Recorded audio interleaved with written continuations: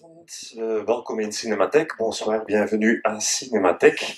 Dus voor deze vertoning van Before We Go van Jorge Leon, in het kader van de vertoningen die we organiseren samen met de organisatie Petit Ciné. Zij programmeren al 17 jaar een programma jaarlijks rond het thema Regard sur le travail. En dit keer gaat het over artiest au travail. We hebben het grote genoegen om de regisseur van de film bij ons te hebben vanavond. Hij zal een kleine inleiding geven tot de film en na de film is er een Q&A voorzien met hem waarin jullie hem jullie vragen kunnen stellen. Donc bienvenue pour cette séance dans le cadre des programmes du Petit Ciné qui déjà pendant 17 ans programme des courts programmes autour de la thématique Regard sur le travail. Cette année, la thématique est un peu concentrée sur les artistes au travail. Nous avons le grand plaisir d'avoir le réalisateur du film, Jorge Leon, avec nous ce soir. Il nous donnera une petite introduction au film et après la séance, il y aura un Q&A avec lui où vous pourriez lui poser vos questions. Voilà, maintenant je laisse la parole à Pauline de Petit Ciné. Voilà, merci Micha. Je vais être très brève, donc merci d'être ici. Juste pour vous dire, donc Micha vous l'a dit, cette séance intervient dans le cadre de la programmation Artistes au travail qui court sur les mois de mars et avril, avril et mai à la Cinémathèque. Donc il y a tout le programme dans ces dépliants. Juste pour vous dire, la prochaine séance accompagnée d'une rencontre sera la séance Custavi, qui est un film de François Yin, un jeune réalisateur qui a fait l'INSAS et qui montrera son film en avant-première ici le 12 mai. Juste avant de donner la parole à Jorge pour vous introduire au film, je voulais vous dire que que la rencontre après le film sera une rencontre entre deux cinéastes, donc Jorge Leon et Inès Rabadan, voilà, qui modérera la rencontre. Pour nous, c'était très important que toutes les séances à la Cinémathèque dans le cadre de Artistes au travail soient des dialogues aussi entre cinéastes qui sont donc des artistes au travail. Juste pour vous dire aussi également, et j'en terminerai là, cette programmation intervient à la Cinémathèque, mais en parallèle, il y a toute une réflexion aussi à Point Culture sur cette même thématique, avec notamment une table ronde sur cette question le 24 avril en journée. Voilà, donc je vous invite à aller voir aussi sur le site de Point Culture. Jorge, merci beaucoup d'être là. Je suis ravie de pouvoir montrer ce film dans le cadre de cette programmation et je te laisse la parole. Oui, merci Pauline, merci de l'invitation, merci aussi à la Cinémathèque d'accueillir cette projection. Je ne vais pas être long en fait, je tenais simplement à vous souhaiter la bienvenue, à vous remercier d'avoir fait le choix de l'ombre malgré les rayons de soleil à l'extérieur. Et puis voilà, je préfère en fait que vous voyez le film et puis je me réjouis d'échanger avec Inès. Après cette projection, je répondrai à vos questions si vous en avez. Et donc voilà, je propose de vous retrouver dans 82 minutes. Bonne projection.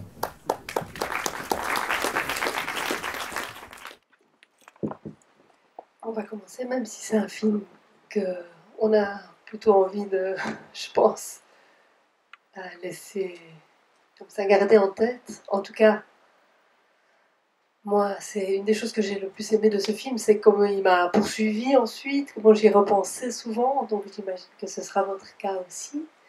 Donc l'idée, c'est que je vais poser des questions à Jorge avec grand plaisir et qu'on va discuter, mais que bien sûr vous serez invité à poser vous aussi des questions si vous en avez.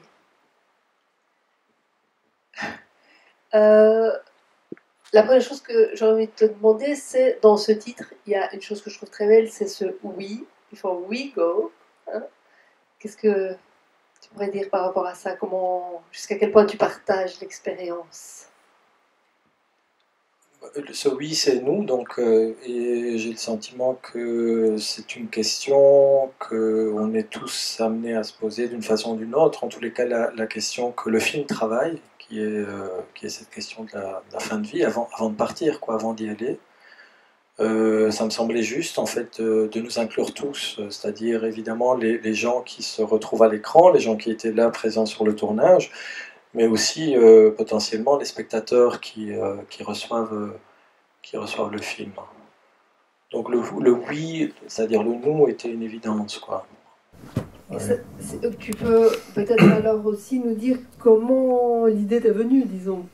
Oui, aussi peut-être préciser que c'est vrai qu'il y a dans cette expression en anglais quelque chose qui me plaît beaucoup, mais qui, dans la traduction, c'est-à-dire ça pourrait être traduit par avant d'y aller, mais before we go aussi, en fonction de la façon dont il est utilisé en anglais, veut aussi dire il y a cette chose simple qu'on fait vite fait avant d'y aller. Vite, allons, faisons vite ça, ou buvons un verre avant d'y aller, ou bien donnons un coup de fil avant d'y aller. Il y avait quelque chose qui est de l'ordre de l'éphémère, du vite fait, donc pas spécialement non plus cette question de avant d'y aller, c'est-à-dire avant de mourir, ou avant. Donc j'aimais bien cette ambiguïté. Voilà.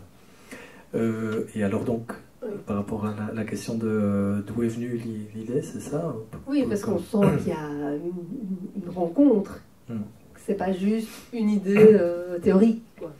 Non, c'est clair que l'idée n'est pas arrivée de façon abstraite. Elle est née de rencontres, hein, concrètement. Je suis invité depuis déjà plusieurs années maintenant à travailler dans un centre de soins palliatifs, un centre qui s'appelle Topaz, ici à Bruxelles. Un centre donc qui accueille des personnes en fin de vie, des personnes qui savent donc qu'elles sont atteintes d'une maladie incurable. Alors c'est un centre de jour. Ce centre de jour accueille ces personnes qui savent que leurs jours sont comptés. Et l'enjeu de cet espace, de ce centre, est que malgré tout, malgré ce savoir-là, il y a encore la possibilité de vivre, en fait. De vivre dans le sens de maintenir un contact social, de rencontrer les gens. Il y a des bénévoles qui cuisinent pour eux le midi, il y a des activités. Donc voilà, moi j'étais invité en tant qu'artiste. Alors, à plusieurs reprises, j'ai organisé des ateliers, évidemment, avec les gens qui se sentaient l'envie, la force physique et aussi morale, je dirais, spirituelle de le faire. Et puis, à force de rentrer en contact, en fait, avec des gens différents, parce que, voilà, certains partaient, mouraient assez vite, d'autres sont encore vivants, je dirais, même maintenant. Mais voilà, à force d'être en contact avec eux, j'ai eu le sentiment qu'il y avait quelque chose de l'ordre de l'énigme, quoi, qu'ils étaient habités d'un savoir qui, moi, m'échappe, pour l'instant. C'est-à-dire qu'on ne m'a jamais encore dit, jusqu'à présent, ben voilà, Jorge, tu en as pour 1 an, tu en as pour 6 mois. Je me sens mortel, évidemment, mais c'est une notion très abstraite, il me semble. Et voilà, ce savoir-là qu'ils détiennent, d'une certaine façon, qui n'est pas du tout un savoir intellectuel, hein, qui est plutôt, à mon sens, un savoir sensible, voilà, a généré quelque chose de l'ordre de l'énigme, et j'ai eu envie de m'approcher de cette énigme, et j'ai eu envie de le faire à travers le cinéma. Et je leur ai donc posé la question, est-ce qu'il leur semblait qu'il y avait des choses à dire, que eux avaient des choses à dire sur cette question de la fin de vie, et aussi quelles étaient les représentations possibles qu'on peut s'en faire de cette mort, parce que vraiment la question de la représentation était au centre de la chose, parce que la mort en tant que telle, c'est-à-dire soit on en parle, on se la représente, soit on la vit, et à partir du moment où on la vit, on n'est plus là pour en parler. Donc voilà, donc cette question de la représentation, la mise en forme, et donc à travers la mise en forme, la création. Donc l'enjeu vraiment éthique et artistique, c'était de se dire, mais voilà, est-ce que créer, c'est pas juste affirmer la vie, quoi, jusqu'au bout. Voilà, c'est ça qui a motivé en fait ce que vous venez de voir. En fait. En même temps, on pense, enfin moi j'ai pensé à cette phrase de Cocteau à laquelle je suppose que tu as pensé aussi, le cinéma c'est la mort au travail, le temps en train de s'accomplir. Et je pense, peut-être ce sera des moments différents pour chaque spectateur. Pour moi, il y a certains, je me souviens très très fort d'un moment par exemple comme ce moment où la femme, le personnage féminin dont je ne... Lydia, ça, où elle pleure. Elle est couchée au sol et elle pleure après des moments qui sont très intenses, très sensuels, très... Et ce moment, pour moi, à ce moment, tu arrives vraiment à me faire partager ce qu'elle ressent, c'est-à-dire que la mort est imminente, quoi. Il y a vraiment quelque chose de saisissant dans la sensation de l'éphémère et de ce qui reste à vivre. Et est-ce que tu étais conscient au moment du tournage que vraiment ça s'exprimait aussi fort? Tu vois, entre le tournage et la façon dont ça a été monté ensuite et retravaillé au montage, qu'est-ce qui s'est joué? Il n'y a pas eu de stratégie, c'est-à-dire que je ne m'attendais à... J'étais dans un état de disponibilité totale par rapport à ce qui pouvait se présenter. En gros, ce que je peux dire en tant que cinéaste, c'est que mon travail a consisté à mettre en lien des réalités qui normalement ne se rencontreraient jamais. C'est-à-dire voilà, la réalité du monde, du palliatif, la réalité de l'ombre aussi, hein, d'une certaine façon, c'est-à-dire une mise à l'écart, une mise en périphérie de notre humanité à un moment donné de notre vie, parce que voilà, ces gens, en général, on les regarde difficilement, voilà, d'une certaine façon. Et puis, un autre monde, une autre réalité qui est au contraire, celui de la surexposition même, c'est-à-dire des artistes dont l'enjeu est tous les soirs de se mettre en jeu, c'est-à-dire de mettre leur corps en jeu sur scène. Voilà, ces deux mondes, j'ai eu envie de les réunir. Alors, mais à partir du moment où cette rencontre avait lieu, je voulais rester dans un état de réceptivité totale vis-à-vis du présent qui allait se déployer, en fait. Donc, pour répondre à ta question, c'est vrai que il était essentiel pour moi de toucher à l'essence même de ce qui nous importait, c'est-à-dire on ne va pas juste y aller pour s'amuser dans le sens à dire tiens on va faire une petite tentative, il y a quelque chose de radical quand même dans cette proposition et il était hors de question pour nous tous d'esquiver la chose d'une certaine façon. Donc je savais que potentiellement on allait être confronté à des choses limites. Voilà. Je crois que la question de la limite, c'était peut-être ça que je pouvais envisager, mais la forme que cette limite allait prendre, je ne pouvais pas la prévoir, en fait. Je ne voulais pas, surtout, je ne voulais pas la prévoir, parce que cette limite-là ne m'appartient pas, elle appartient à chacun d'entre nous, c'est-à-dire où est-ce qu'on la place, en fait.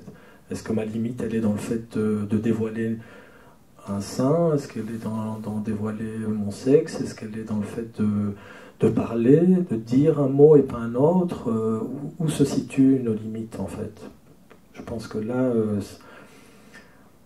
je n'ai pas de réponse définitive à apporter, mais par contre, l'enjeu de les déplacer m'intéressait. Et, voilà. Et pas pour le plaisir de les déplacer, mais parce que j'ai le sentiment que déplacer les limites de notre regard, c'est nous donner accès aussi à quelque chose de la vie, quoi, de plus... Qui potentiellement peut nous transformer, quoi. En tous les cas, c'est pour moi l'enjeu du cinéma. C'est que, en tous les cas, les cinéastes qui m'ont bouleversé sont des cinéastes qui ont eu cet effet-là sur moi. C'est-à-dire, j'ai senti qu'ils touchaient à ma limite, quoi. À la limite de ma perception, que ce soit morale, éthique, esthétique. Il y a toujours un moment où je le sens qu'un auteur, un artiste m'a fait basculer, quoi. Et c'est jamais confortable. Ici, je trouve qu'on est assez stupéfait par le fait qu'à la fois on sent des choses qui surgissent, on sent que ce n'est pas fabriqué, disons, enfin que quelque chose se passe, et en même temps, la beauté des images, des cadres, de la lumière, la beauté formelle nous donne à penser qu'il y a une mise en scène, disons que ce n'est pas, c'est pas saisi comme ça n'importe comment sur le vif. Et donc, l'équation entre ces deux choses très étonnantes et qui font aussi la beauté de ton film, moi, en tout cas, comme cinéaste, j'ai envie d'en savoir plus sur, ok, on imagine, il y a un repérage, des lieux qui t'intéressent, une façon d'associer, je ne sais pas si c'est toi qui as formé les pairs entre les danseurs, les chorégraphes danseurs et les personnes en fin de vie, enfin voilà, jusqu'à quel point tu as mis en place des choses pour avoir aussi ce travail formel du film, tout en laissant les choses surgir. Oui, mais il Il y a énormément de travail en amont, en fait. D'une part, un travail d'atelier organisé au sein de Topaz même, c'est-à-dire que certains, bon pas tous, parce que ce sont des chorégraphes, là, les artistes qui sont à l'écran sont des gens qui ont, enfin des gens importants, à mes yeux en tout cas, et je pense pas que pour moi, donc très occupés aussi.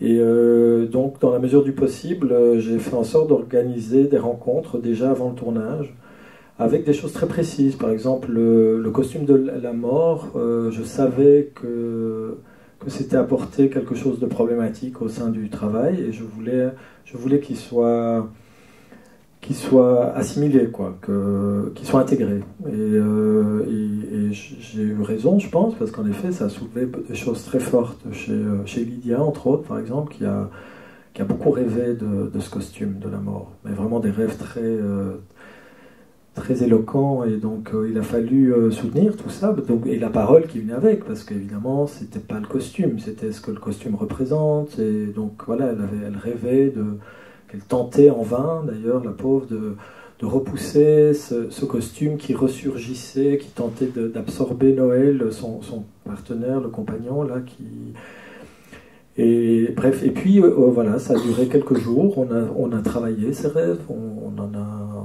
les a travaillés un peu de façon, je dirais, voilà, créative, c'est-à-dire que tout ce qui émergeait était transformé en fait. Voilà, ça ce sont des premières étapes de travail qui ont eu lieu avec Simone Ottorloni qui porte le costume. Et puis il y a eu un travail de repérage, et là je constate, là maintenant avec le temps, je réalise à quel point le fait que, en effet, tous ces gens ne soient pas libres en même temps, j'ai été amené à faire le parcours de la monnaie, mais des dizaines de fois, c'est-à-dire tant avec les techniciens qu'avec les artistes individuellement, et à chaque fois je voulais leur expliquer ce que j'envisageais sur chacun des lieux, je justifiais le choix des endroits, parce que la monnaie est immense, les ateliers, il y en a énormément, donc... Et systématiquement, voilà, on partait du rez-de-chaussée, puis on montait. Et à mesure qu'on montait, à mesure que je leur expliquais mes intentions, on arrivait toujours à un moment presque de trop-plein, c'est-à-dire dans le contenu même, alors que rien n'avait encore été tourné, où on éprouvait le besoin d'aller prendre l'air, quoi. Enfin, beaucoup parce que certains fument, donc au bout de la conversation, ils voulaient aller. Et donc on s'est retrouvés sur cette terrasse, à chaque fois, à la fin du parcours, très naturellement. Et puis je me suis dit, mais c'est ce dont le film a besoin, en fait. Le film a besoin, à un moment donné, il aura besoin que l'extérieur vienne. D'où la scène sur la terrasse. Voilà, par exemple. Je disais tout à l'heure, on voit Lydia pleurer, c'est un moment très très émouvant. Mais sinon, c'est plutôt les bien portants qui pleurent. Et donc ça pose aussi la question de leur expérience dans le film, leur expérience d'approcher cette limite, cette chose que tu as mise en place, ce dispositif que tu as créé. Est-ce que tu peux nous parler de ça, leur expérience au bien important, disons? Oui, ben, y a plusieurs choses. D'une part, ce sont des gens avec qui j'ai régulièrement travaillé. Donc ce sont des gens que j'ai... voilà, notre relation, elle est née du travail. Le respect mutuel, il est né de ça, quoi, des choses qu'on a travaillées ensemble, des questions qui nous habitent et qu'on a tenté de transformer, auxquelles on a tenté de donner une forme. Donc ça crée une complicité, une amitié, c'est un peu la famille artistique que je me suis choisie. Donc ce sont des gens que je connais bien, et ce sont des gens qui ne... Voilà, ils sont des gens téméraires aussi, c'est-à-dire qu'ils ne sont pas dans la complaisance par rapport à leur propre travail. Donc je savais qu'à aucun moment ils allaient se débiner d'une certaine façon, mais malgré tout, je leur ai dit que pour moi il était essentiel de préciser qu'il était hors de question d'arriver avec l'attitude, je dirais, condescendante d'un artiste qui viendrait à l'aide d'un malade, ou qui viendrait apporter un savoir à une personne malade et qui viendrait, je dirais, lui faire du bien. La dimension thérapeutique n'était pas du tout un enjeu au départ dans le film. C'est-à-dire que la dimension thérapeutique était très présente comme effet secondaire, je dirais, du travail, mais à aucun moment je ne me suis pas placé dans la position du thérapeute. Et il était évident qu'à aucun moment ces artistes n'allaient se placer dans cette position-là. Donc ils sont venus avec leur savoir, avec leur fragilité, leur sensibilité, et donc, par rapport à une question aussi radicale que celle-là, ben, ils sont venus aussi avec leurs propres émotions, leurs propres questions, leurs propres peurs. Et je pense que le fait d'être en lien avec des personnes dont les corps disent la fragilité les a énormément, les a bouleversés, vraiment. D'où voilà, certains états dont le film témoigne, mais voilà. À aucun moment je n'ai demandé à ce que ces émotions émergent. C'était vraiment, elles sont nées du processus de travail en fait, et du fait que chacun a accepté d'une certaine façon, à sa façon, de se mettre à nu. Il y a aussi, enfin pour moi le film, je l'ai vu aussi comme un ballet. Il y a quelque chose de, voilà, dans tous ces déplacements, enfin forcément, mais l'ensemble du film, pas juste des ballets dans un film qui serait lui-même un ballet. Et je voulais te demander par rapport à ça, parce que de Lacan dans le générique, Haneke, enfin voilà, il y a des fantômes, des gens présents comme ça dans ton film, et j'avais envie de t'interroger sur la présence de l'extrait du film de Pasolini, de Eddie Proy. Voilà, tu évoques des fantômes, c'est vrai que j'ai tendance à évoquer mes héros artistiques, en fait, voilà, c'est un peu ça, c'est un peu la même chose, si ce n'est que, voilà, il y a certains héros dans le film, certains héros qui sont encore en vie, d'autres pas, mais Pasolini fait partie de ces héros, et bon, clairement, commencer le film avec Lacan et terminer avec Oedipe, il y a en effet des interprétations tout à fait limpides possibles. Je vous laisse le soin de les développer si vous le désirez. En ce qui me concerne, c'est l'artiste pour ce qu'il est, pour ce qu'il représente, et concrètement, l'extrait, c'est pour moi ce qui est dit, c'est-à-dire la vie s'arrête là où elle a commencé. D'une part ça, c'est un personnage aveugle, et en même temps, à un moment donné, la caméra passe dans quelque chose qui peut être comparé à un point de vue subjectif de l'aveugle. La caméra parcourt les arbres, le ciel, descend très lentement, de façon un peu maladroite, comme ça, sur le gazon, sur la pelouse, sur le verre de la pelouse, et c'est donc la fin. Le générique annonce fin. La caméra du film descend, quitte l'écran, descend sur cette pelouse synthétique, sur la scène de la Monnaie, avec Lydia qui parcourt cette pelouse, et donc la question de la fin s'est posée, c'est-à-dire, je me suis dit, en fait, cette fin qu'on tente tous de déplacer d'une façon ou d'une autre, qu'on tente tous de reporter. Et j'avais envie que ce film dise un peu ça, à sa façon, évidemment, c'est-à-dire, c'est pas encore fini, en fait. Donc, voilà, donc c'est la fin annoncée par le cinéma, la fin du cinéma qui nous amène au théâtre, à l'artificialité de ce gazon. Pour moi, c'était important, ce lien entre cette pelouse, cette verdure de Pasolini, et puis ce plastique vert fluo de la scène, et puis Lydia qui part dans le noir, et puis le générique, et alors on se dit c'est la fin, ben non, c'est pas la fin, dansons encore un peu, et puis voilà, c'est cette façon de la différer qui a, voilà, donc Pasolini fait partie de ce dispositif que j'ai mis en place. Et alors une dernière chose, peut-être avant de laisser les spectateurs poser des questions, mais une autre chose que j'ai beaucoup aimée, c'est l'humour très délicat et burlesque qui, comme ça, parcourt le film avec des séquences comme la poursuite du squelette et de son danseur Oui, voilà. Comment ces choses-là émergent? Est-ce que c'est quelque chose que tu avais en partie anticipé par rapport aux ateliers que tu avais faits, ou comment ça s'est passé, ça? Ça s'est passé, en fait, la danse, la mort qui danse en fin de film, je l'ai tournée, c'est la seule chose que j'ai tournée après la période de tournage officielle. Pour des raisons purement pratiques, c'était pas possible de le faire au moment du tournage. Et puis, donc, nous étions déjà en montage avec Marie-Hélène, qui est d'ailleurs présente ici, Marie-Hélène Morin. Et donc, la scène avec Noël qui court derrière la mort, qui la déshabille, tout ça a été tourné, mais j'avais envie que la mort circule dans les couloirs, j'avais envie d'un peu plus aussi de légèreté, et donc j'ai tourné ces plans avec Simone Otterlund, qui est revenue à Bruxelles, et nous avons tourné la danse de la mort pour la fin, et puis ces déambulations dans le couloir. Donc c'est venu après, pendant le montage, je dirais. C'est là. Puis pour ce qui est de l'humour et du décalage, c'est inhérent à nos personnalités respectives. Simone est peut-être plus d'humour que moi d'ailleurs. Donc voilà, c'est un peu un mélange. Mais je tiens à dire que c'était un tournage extrêmement joyeux aussi. En fait, ça s'est fait assez miraculeux. On a tourné 2 semaines, 17 jours en fait. C'était la période où c'était les seuls moments où la monnaie était fermée, donc disponible pour nous. Il n'y avait pas d'activité dans les ateliers, c'était pendant les vacances. Donc c'est très court, enfin tu sais ce que c'est, hein, très court pour un long métrage quand même. Mais donc cette dimension condensée, le fait qu'il y avait une espèce d'urgence à faire les choses, a fait en sorte qu'il y avait énormément de concentration, mais aussi beaucoup de chaleur, beaucoup de légèreté. Malgré les pleurs, les émotions et tout ça, mais tout ça était très intégré. Personne ne s'est apitoyé sur quoi que ce soit. Ok, est-ce que certains veulent poser à Jorge une question ou l'autre? Je pense que Pauline a un micro là. Sinon je continue.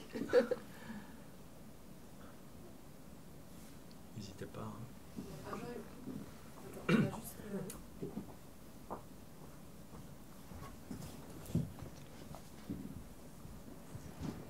Bonsoir. En fait, j'aurais une petite question concernant le son. En fait, je voulais juste savoir pourquoi le choix d'une bande son aussi aseptisée et enfin juste des petits bruits comme ça de fond. Est-ce que c'est quelque chose qui a à voir avec la mort ou ça n'a rien à voir? La question du silence m'importait, oui. C'est-à-dire laisser le temps au silence de s'installer et de parler aussi. Donc rien n'a été vraiment absolument dicté, si ce n'est le fait que pour des raisons diverses, les choses se faisaient dans le silence, dans le sens où tout était assez ralenti de par la physicalité en fait des personnages principaux. Et donc ce ralenti a induit un rythme, en fait. Un rythme à la fois dans la durée des plans, mais aussi dans la façon de se déplacer, donc peut-être de façon un peu moins agitée, et donc peut-être plus silencieuse. Et puis je savais aussi qu'il y aurait de la musique, et donc pour moi, l'un n'existe pas sans l'autre. C'est-à-dire que la musique n'existe que parce qu'il y a un silence, sinon ce serait juste intenable.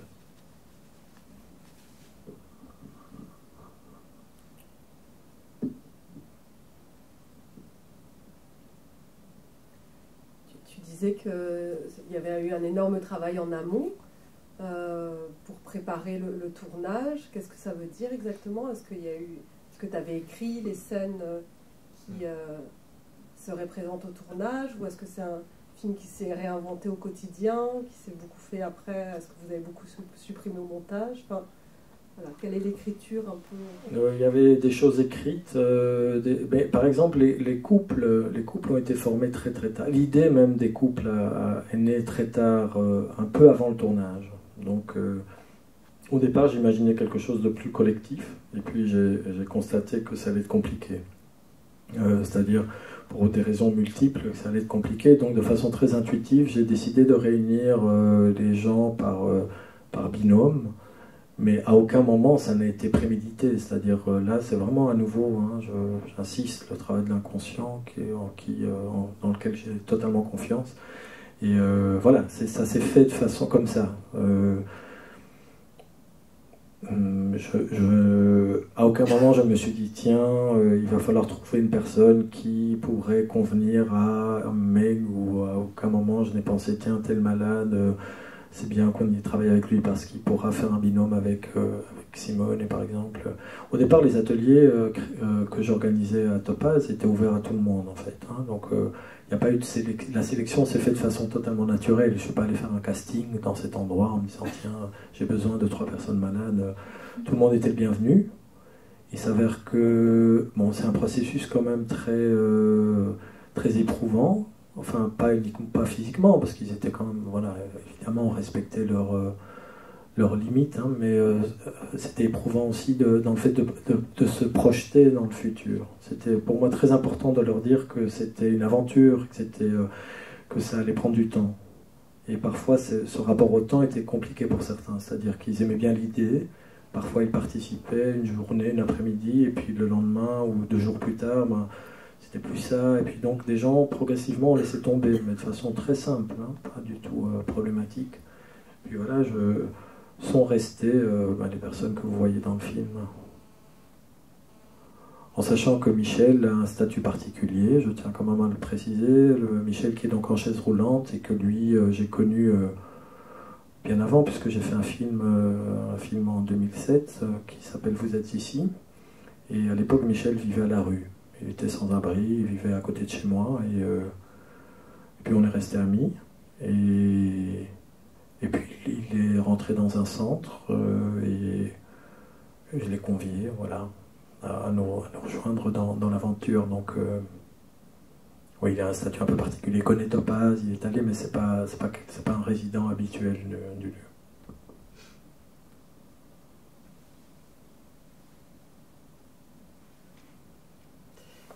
Je te pose une petite question, ça, de curiosité. Il y a cette incroyable scène parce que beaucoup de plans sont fixes, vraiment la photo, tout magnifique. Je trouve d'ailleurs, je vais savoir comment tu fais, parce qu'il y a des scènes, genre la baignoire, où tu te dis, waouh, comment c'est éclairé ce truc.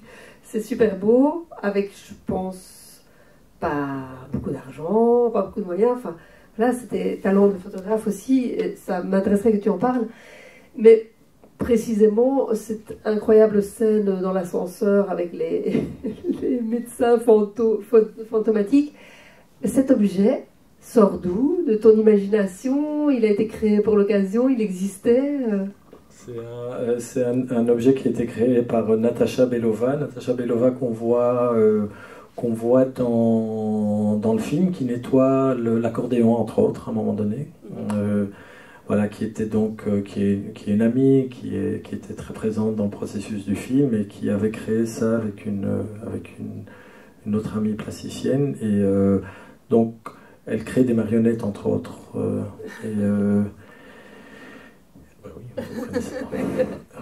Et bon, quand j'ai vu cet objet, je me suis dit, ben voilà, on est à la Monnaie, c'est un endroit où on stocke des décors, des accessoires, donc ça a sa place. Donc c'était là un peu en stock, je dirais, c'est-à-dire je ne savais pas à l'époque trop ce qu'on allait en faire. Puis est venu l'ascenseur, puis Nick Cave, que j'avais juste pas, je voulais pouvoir que cette chanson soit dans le film, mais j'étais pas certain de la place qu'elle aurait. Et puis tout s'est fait, tout s'est construit comme ça, de façon à nouveau, à la fois c'est le résultat d'énormément de préparation, et puis il y a un moment où la chose se cristallise, devient ça. Mais je peux dire que, voilà, peut-être une demi-heure avant, les gens ne savaient pas que cette chose existerait. Mais ça implique que toute l'équipe était dans une disponibilité totale, parce que, bon, je sais pas, c'est un petit peu la cuisine interne du cinéma, mais en général, le cinéma, on aime bien que ce soit préparé, qu'on a peur du temps que ça prend, de l'argent que ça coûte, et donc chacun se protège très très fort souvent dans son poste, en disant non, moi je veux bétonner ma position, et donc alors qu'ici on était dans une flexibilité totale. Donc là, en effet, Nick Cave, dans la forme telle que vous l'avez vue, 2 heures avant, personne n'était au courant que ce serait comme ça. J'avais ma petite idée quand même. Mais je savais pas je ne savais pas si j'allais pouvoir le réaliser dans le planning. Donc c'est pas des choses que j'avais envie de... Je voulais pas travailler sur la frustration en fait, donc je tentais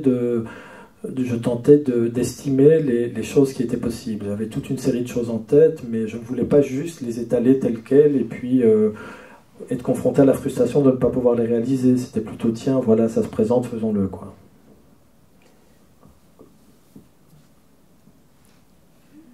Oui. Vous aviez constamment un directeur photo avec vous? Vous étiez avec une caméra Vous aviez constamment un directeur photo qui vous accompagnait ou... Oui, donc là il y avait Raymond Fromont, qui est directeur photo aguerri, qui est quelqu'un que je connais déjà depuis très... En fait, c'est quelqu'un... j'étais son stagiaire quand j'étais à l'INSAS, en fait, quand j'étudiais. Et donc mon premier film, je l'ai fait avec lui. Et bon, lui, entre-temps, il a fait l'image de beaucoup de films, dont les films de Chantal Akerman. Jusqu'à présent, mes films précédents, j'étais toujours à la caméra, tant à l'image, oui, voilà, c'est moi qui cadre et c'est moi qui faisais la lumière.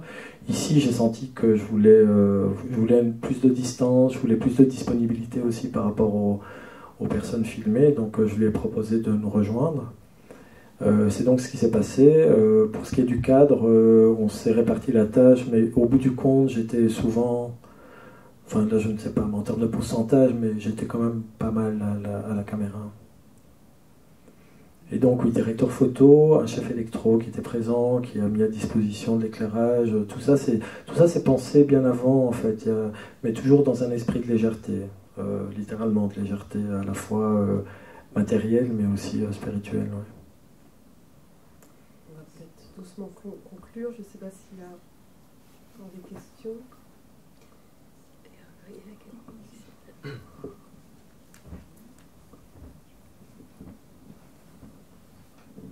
Moi, je me demandais quelle était la part d'écriture et celle de proposition des personnes. Par exemple, quand ils collent les couleurs, etc. Est-ce que c'est toi qui as proposé ou est-ce que ça venait de lui ou... Non, les couleurs, c'est moi qui ai proposé. Alors, Michel vit à Pacheco, qui est un centre hospitalier dans le centre-ville. Et donc, il a une petite chambre. Et puis, un jour, je suis venu avec ces matières transparentes. Et puis je lui ai dit, voilà, je t'imagine faisant ça. Et alors je lui ai proposé de commencer à travailler à ça pour lui, chez lui, depuis sa fenêtre. Et puis ça s'est fait un peu comme ça. Donc, mais c'est pas né de nulle part. C'est-à-dire que c'est quelqu'un, depuis que je le connais, cette question de la réalité, la perception altérée de la réalité est quelque chose de très très présent chez lui. Donc c'est un junkie quoi. Donc c'est quelque chose qu'il vit, qu'il a vécu au quotidien. Donc cette façon comme ça d'être à la fois en contact direct avec le réel et puis en même temps en déconnexion totale. Et c'est de là qu'est venu ce désir de filtrer en fait la réalité et de lui donner une forme, une forme qui pouvait avoir sa place dans le film. Donc, une fois qu'il s'est approprié la chose, alors là, il n'arrêtait plus. C'est-à-dire que les vitres de la monnaie, donc c'est-à-dire même quand on ne tournait plus, il était toujours là, il en rajoutait un peu partout. Voilà, d'une certaine façon, il s'est approprié la proposition, et ça, c'est une chose importante, c'est bien que tu le soulèves, parce que souvent, il y a ça, il y a un peu parfois un regard moraliste, je dirais, surtout sur la pratique du documentaire, c'est-à-dire où est la manipulation, ou dans quelle mesure ces gens ne sont pas manipulés pour les propos d'un film. En fait, je pense que, d'une part, les gens sont beaucoup plus intelligents que ça, c'est-à-dire qu'ils savent très bien dans quoi ils s'embarquent, hein. Et puis d'autre part, je pense que je considère en tous les cas le travail du cinéma comme vraiment l'espace utopique de transformation et d'échange. Oui, quelque chose se passe entre celui qui fait le film et ceux qui le filment, que bien sûr ils ne sont pas comme enregistrés comme ils auraient été avant, d'une façon neutre. Quoi. Voilà, absolument. Là, à ce propos, j'ai envie de poser une toute dernière question, si je peux, Pauline. Et alors, il y en a quand même là. Est-ce que tu as été surpris par la sensualité qui se dégageait de la rencontre entre Meg et Lydia? Est-ce que c'était une surprise? Parce que tu dis que tu les as associés intuitivement, donc il y avait sans doute quelque chose... Non, rétrospectivement, ce que je peux dire, et ça c'est clair que c'est qu'il n'y a aucun couple classique. Hein. On peut dire qu'il y a, en effet, classique en même temps que ça veut dire, hein, mais je veux dire... On n'est pas dans une forme d'hétéronormativité, quoi. C'est-à-dire que c'est soit deux hommes, soit deux femmes, soit un homme et une femme, mais la femme, on peut, pendant un certain moment, se poser la question de son genre, si on a envie de s'amuser à se poser la question. Donc, voilà, ça c'était clair, il y avait ça quand même. En ce qui concerne Lydia et Meg, j'ai pas été surpris, j'ai été très touché, mais parce que... Entre autres, parce que ce baiser, par exemple, sur la bouche est très étonnant, parce que c'est une façon de créer une réaction, en fait, à laquelle je ne m'attendais pas. En tous les cas, à aucun moment, je lui ai dit, voilà, je voudrais que tu embrasses Lydia sur la bouche. Et en même temps, ça me semblait tellement fort, en fait, parce que c'était une façon de, justement, éclater toutes les idées préconçues sur... Qu'est-ce qu'un corps malade, qu'est-ce qu'un corps aimable, qu'est-ce qu'un corps aimant, qu'est-ce qu'un corps désirable. En même temps, on n'est pas du tout à mes yeux, on n'est pas du tout dans quelque chose qui est de l'ordre du désir, un peu calqué. C'est quelque chose de de l'ordre du... Pour moi, il y a une forme d'élan d'amour, mais qui est un amour qui transcende la sexualité, je dirais. Oui, je voulais savoir, finalement, il n'y a pas beaucoup de rencontres entre eux. Est-ce qu'à un moment dans le processus, il y a eu d'autres improvisations ou d'autres choses, ou c'était une volonté dès le départ? Bon, il y a des raisons pratiques, si j'ai bien compris, mais est-ce que dans le processus, tu as travaillé avec eux plus ensemble sur des choses de cœur ou... Enfin, Donc en fait, le processus de travail, c'était que même lorsque nous étions occupés à filmer certaines scènes, d'autres continuaient à travailler dans d'autres ateliers. Donc ça, c'était un peu vraiment l'idée d'un très comparable au travail de théâtre, c'est-à-dire on est en création, on cherche des choses, et puis parfois j'allais dans une pièce, je voyais un peu comment évoluait la chose, je faisais des propositions, ils retravaillaient en fonction, je retournais sur le plateau de tournage. Voilà, les choses se sont faites comme ça, et toujours en effet en mettant l'accent sur les binômes. Et puis dans le film, et à un moment donné, dans le processus du film, a émergé de la part du groupe, en fait, de façon assez spontanée, le désir de parler, hein, en fait, de parler de ça, parce que c'était évidemment très intense pour tout le monde. En disant, mais est-ce que il faudrait pas réunir les gens, parler. Donc en effet, j'ai proposé ça, que non seulement on se réunisse et qu'on parle, mais j'avais envie de l'intégrer au processus du film. Et donc j'ai filmé ça, j'ai filmé les échanges, j'ai filmé les... Et puis il y a rien. Enfin, de ces échanges, il reste les retrouvailles sur la terrasse. C'est-à-dire que le moment de la terrasse où ils sont tous ensemble, c'est la fin de la conversation, en fait, que j'avais générée, où chacun s'exprimait à sa façon. Marie-Hélène, j'ai le souvenir, aimait beaucoup certaines parties des échanges. Donc elle a beaucoup bataillé pour que ça reste dans le film. Mais c'était pas possible pour moi. J'avais l'impression que tout à coup, il y avait des tentatives d'expliciter à travers les mots, de rendre les choses tangibles.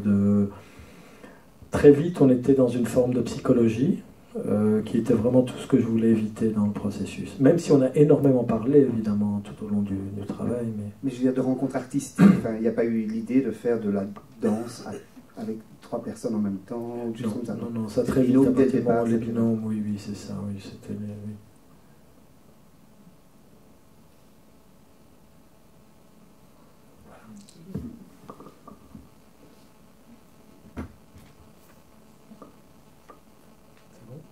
Peut-être qu'on va laisser...